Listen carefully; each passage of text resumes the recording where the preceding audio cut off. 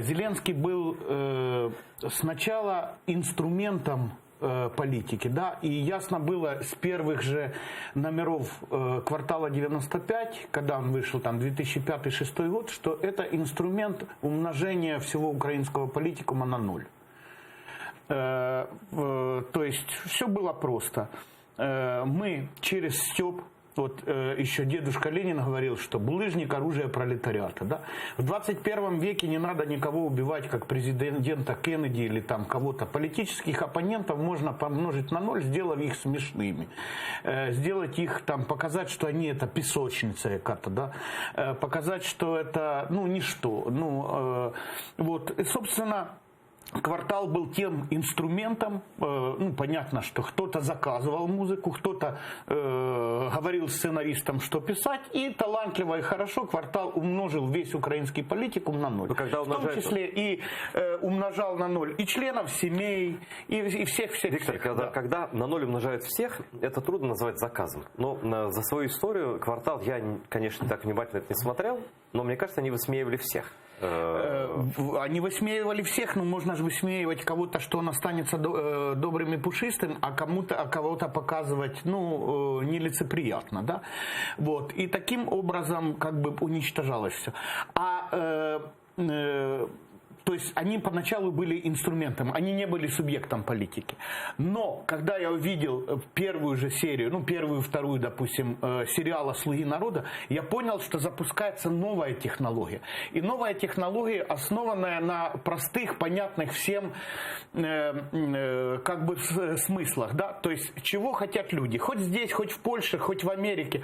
Они хотят порядочного руководителя. Причем руководителя от заведующего отделения в больнице, директора школы, президента страны, неважно уровень руководителя, важно, чтобы он был порядочный. Да? И мы знаем с вами, что надо для руководителя. Ну, если спросить других руководителей, что надо для того, Айдар, чтобы быть успешным. Ну, надо там, вам же скажут там где-то в Академії державного управління, що вам скажуть, що потрібно стратегічне мислення, вміння підбирати, розставляти кадри, комунікативність, професійність, ля-ля-ля-ля-ля-ля и порядність. Ну, а тут взяли только одно, но главное для простых людей. Простой человек хочет порядочного руководителя, чтобы не унижал, чтобы с премией там все было нормально. Такая, вот, чтобы не пил, не курил. Не курил, и цветы всегда, да. То есть маркеры, да, как вот у женщины, маркер, по которому нужен. Совершенно верно, я вас благодарю. То есть у женщины есть маркер или другой, а я люблю военных, красивых, здоровенных. Да, вот уже два разных маркера по выбору мужика. Так же точно простые люди выбирают, а какой должен быть руководитель. Нам фиолетово, стратег, он тактик, умеет подбирать кадры и нет. Главное, чтобы был порядочный. И нам сказали, вот возьмите, вот он, вот. И нам Владимир Александрович, тогда еще Голобородько он был, он сыграл, он нам показал, каким должен быть президент. И мы его купили. Я хочу перезадать вопрос, который я начал. Все-таки почему вы, я специально не спрашивал, вот пока мы чай пили до эфира, за вы Зеленского или против? Я этого не знал совершенно. Почему конкретно вы не рады, что президентом стал Зеленский? Мне очень не нравится, что мой народ, в принципе, сделали дураками и им спанипулировали. Возможно, Владимир Александрович и хороший, чудесный человек. Я даже верю, что он хочет быть успешным президентом. И тут у нас совпадают интересы с ним. Я хочу, чтобы мой президент Украины был успешным, потому что будет успешная Украина. То есть я ему желаю только хорошего.